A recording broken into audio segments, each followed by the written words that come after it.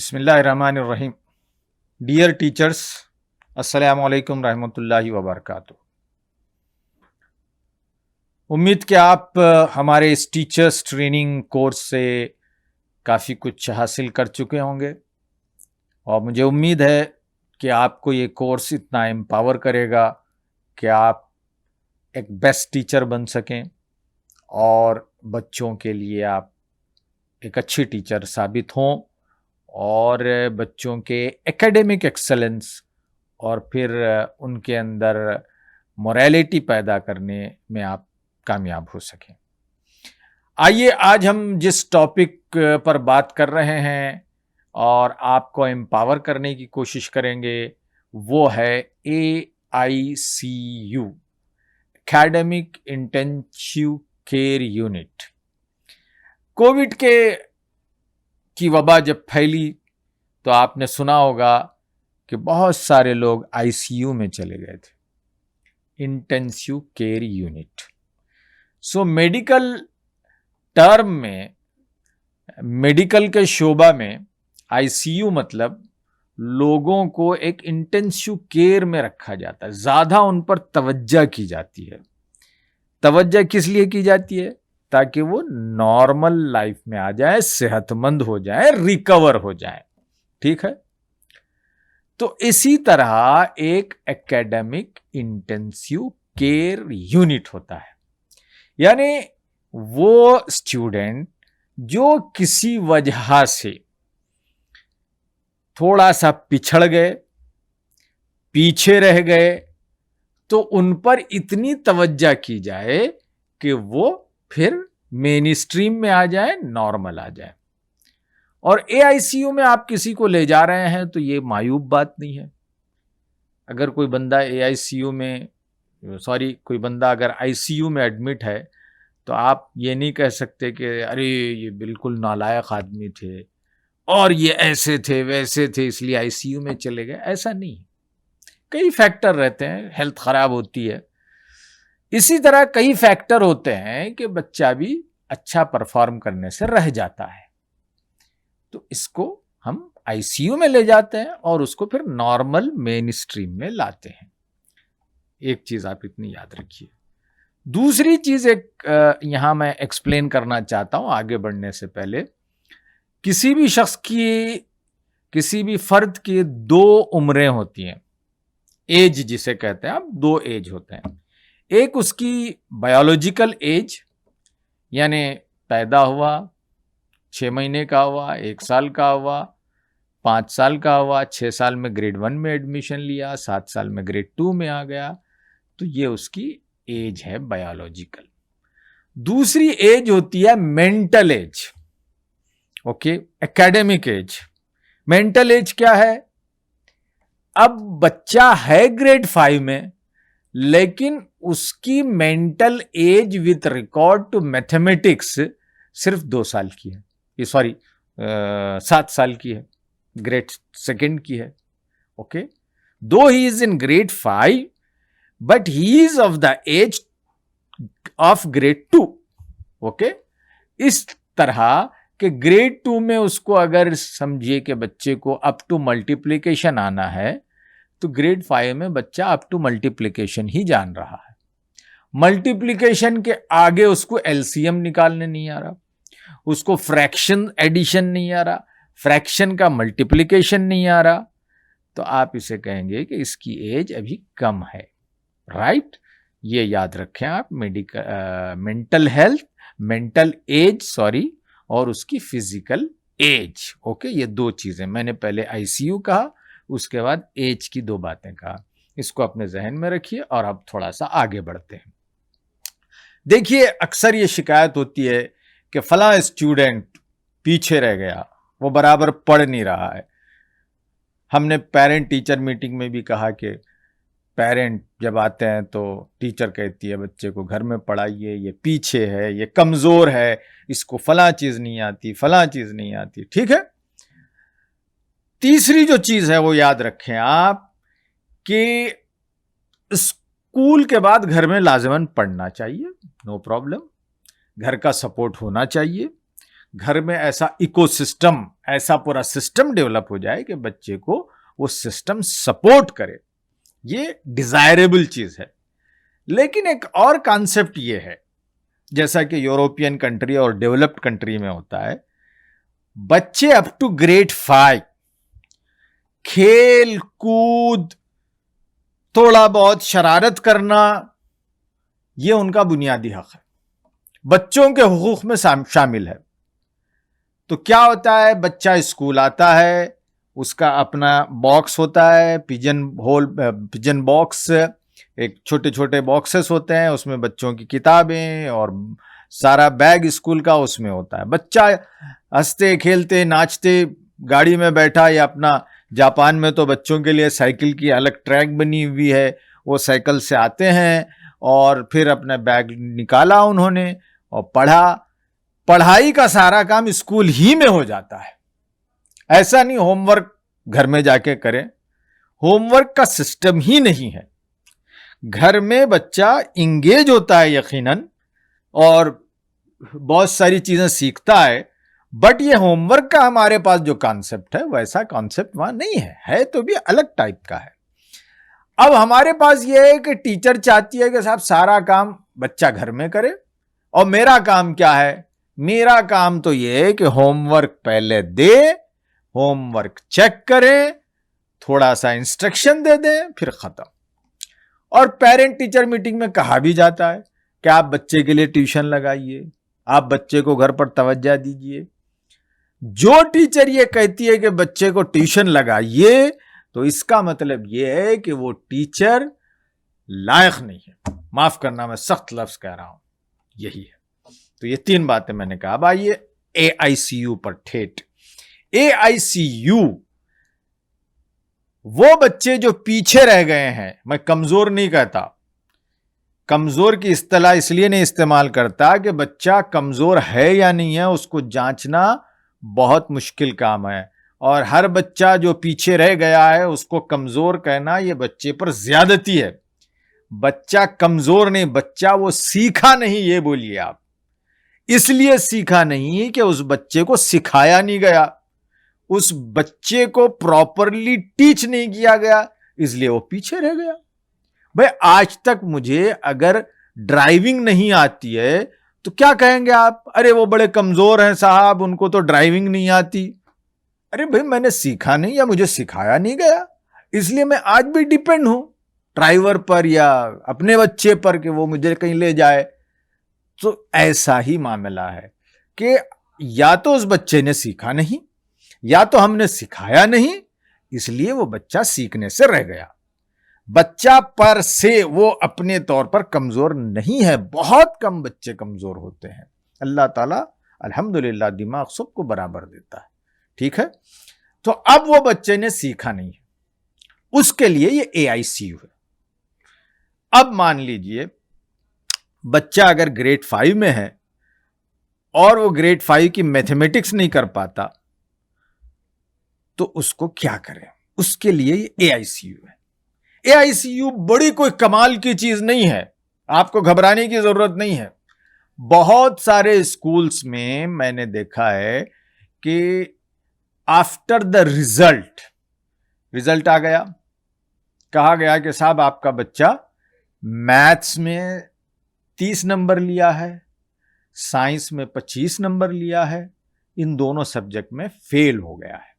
तो क्या करते हैं आप, कहा जाता है कि मैनेजमेंट ने कहा है कि साहब इन बच्चों के लिए स्पेशल क्लासेस रखें।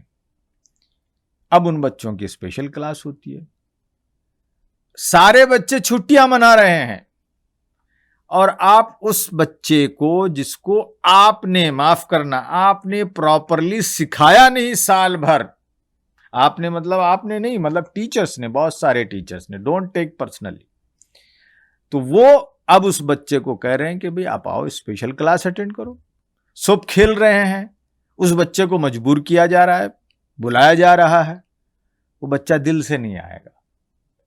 बहुत नाराजगी और नापसंदीदगी और मूड नहीं होता है, स्ट्रेस होता है, आता है, उसमें भी पूरा अच्छी तरह सीखता नहीं है। समहाउ टीचर बता देती है कि देखो अब ये क्वेश्चंस करने वाले हैं हम, इसके जवाब ये होंगे। अब वो बच्चा लिख देता है, ऐसा वैसा करता है और उस बच्चे को प्रमोट कर दिया जाता है। सो आपने जो एग्जामिनेशन के बाद स्पेशल क्लास रखी है, वो अगर आप स्कूल स्टार्ट होते ही रखते हैं तो उसको हम AICU कहते हैं। सिंपल सी बात, फर्क इतना ही है। आप परेशान मत होइए कि ये क्या चीज है AICU। AICU कोई बड़ी चीज नहीं, बस आप एग्जाम के बाद रखते हैं। हम कहते हैं कि इस एग्जाम के बाद आप रख के बच्चे का पूरा 1 साल आप वेस्ट कर रहे हैं। आपने देख लिया कि ये बच्चा कमजोर है तो उसको पहले ही ठीक कर दीजिए। ठीक करने से फायदा ये होगा कि साल भर वो कंसंट्रेशन के साथ आपके सब्जेक्ट में पढ़ेगा। ओके, ये है चीज।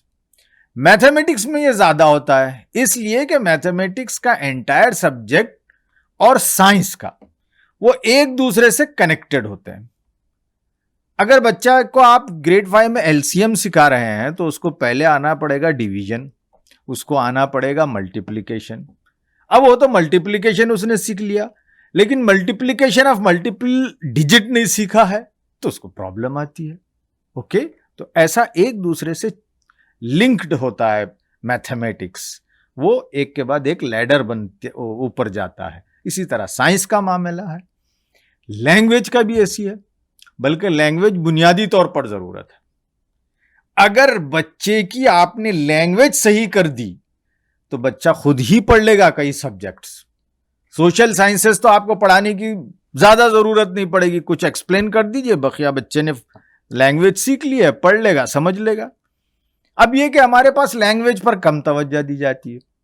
हम समझते हैं मैथमेटिक्स के लिए कि बच्चे को फिगर क्या कहते हैं, चाहे नंबर्स आना चाहिए, नंबर्स आइडेंटिफिकेशन आ जाए तो फिर वो बच्चा मैथमेटिक्स में कामयाब हो जाएगा।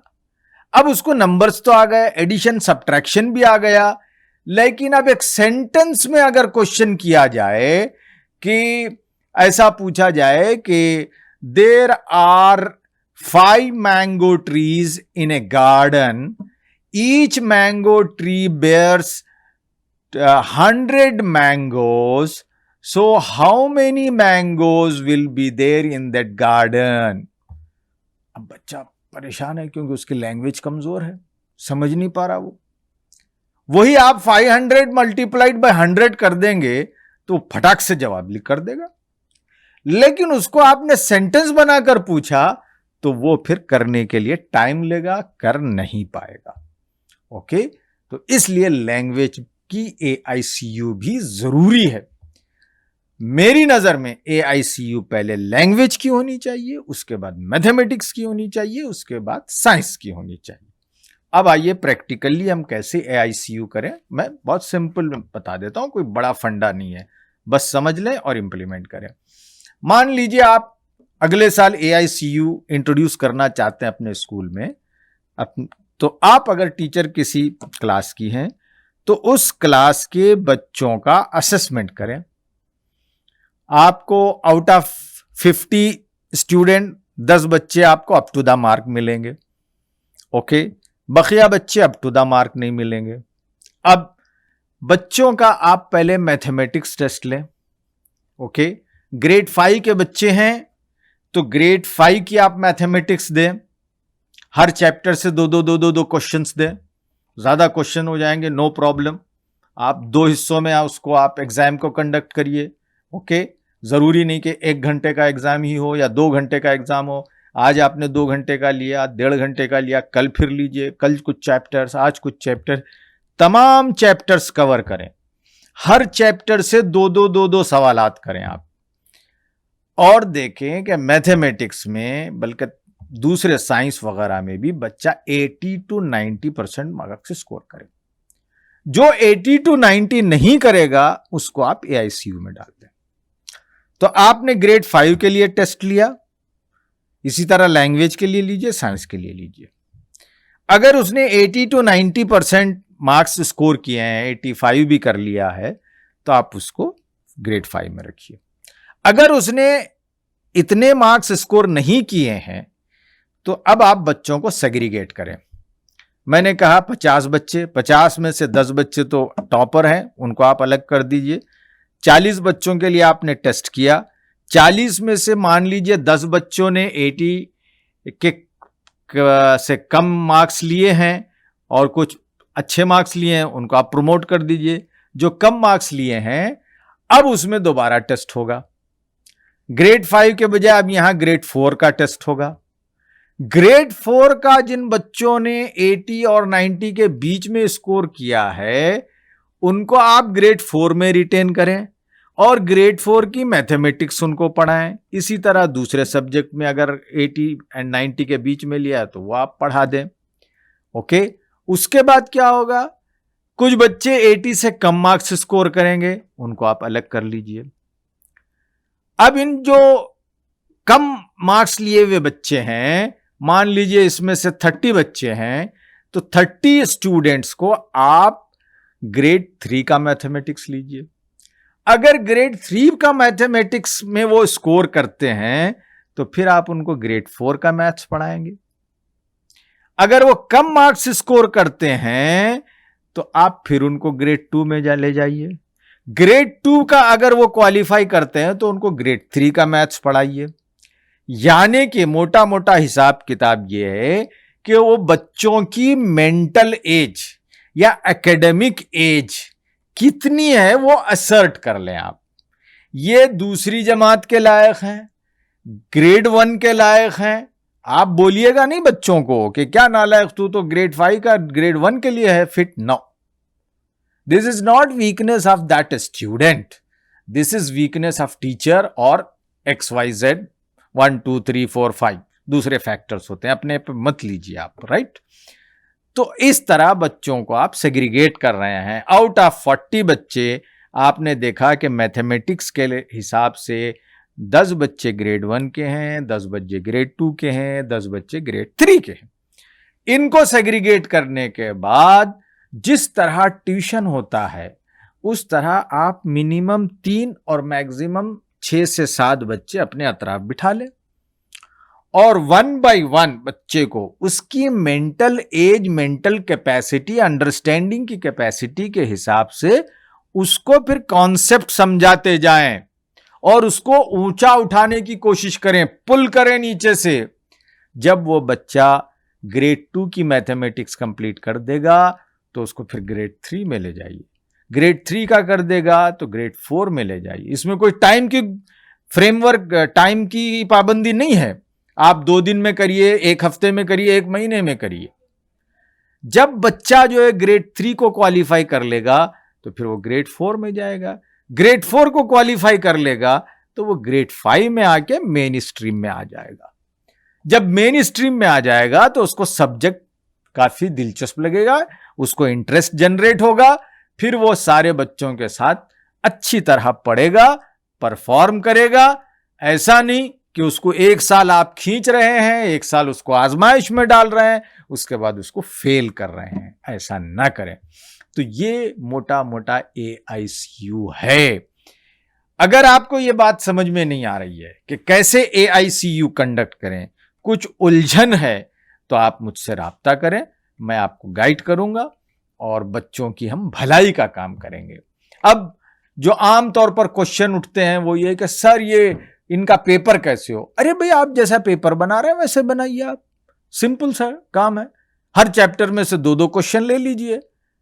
आप ग्रेड 5 में बच्चा फेल हो गया है, ग्रेड 4 का टेस्ट लीजिए। ग्रेड 4 में अगर वो क्वालिफाई नहीं किया है तो ग्रेड 3 का लीजिए।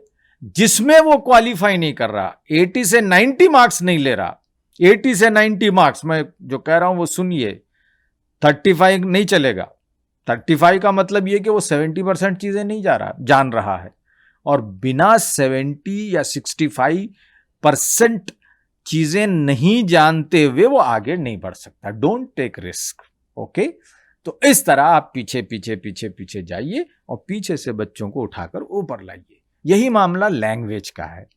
आप प्रमोट कर रहे हैं, मैट्रिक में आ रहा है बच्चा, कुछ नहीं पढ़ने आ रहा है, आप वापस ले जाइए, बच्चे को नीचे से ऊपर तक लाइए, उसके इमले को दुरुस्त कराइए, नो प्रॉब्लम। बहुत सारे टीचर कहते हैं कि सर ऐसा करेंगे तो बच्चे का सिलेबस पीछे रह जाएगा। अरे क्या सिलेबस पीछे रह जाएगा, वो तो कुछ नहीं पढ़ सकता है और आप कह रहे हैं सिलेबस पीछे रह जाएगा।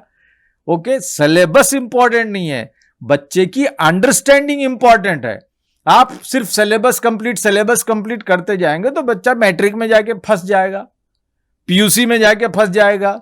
और जो बच्चा नीट क्वालिफाई कर सकता था उसको आपने रुका दिया, या आपने क्रिमिनल एक्ट किया।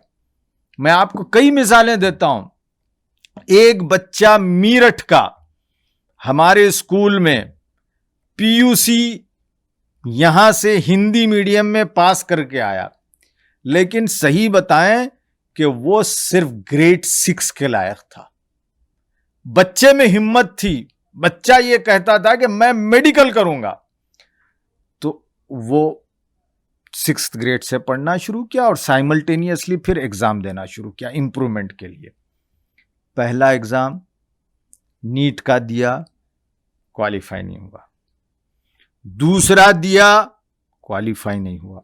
लेकिन इधर ऊपर आ रहा है, वो ग्रेड 7, 8, 9, 10, 11, 12 इधर अपना नॉलेज इंप्रूव कर रहा है और इधर एग्जाम दे रहा है। 4 मर्तबा उसने दिया नीट, हिम्मत नहीं हारी। बच्चे में पोटेंशियल थे, लेकिन उसका पहले बराबर कोचिंग नहीं हुई, नीचे से उसको नहीं लाया गया। ऊपर आप कॉन्सेप्ट सिखा रहे हैं, कैसा सीखेगा वो, नीचे ही क्लियर नहीं है उसको।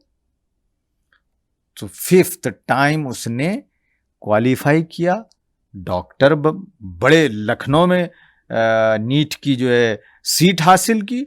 टाइम्स ऑफ इंडिया ने उस पर बड़ी स्टोरी लगाई।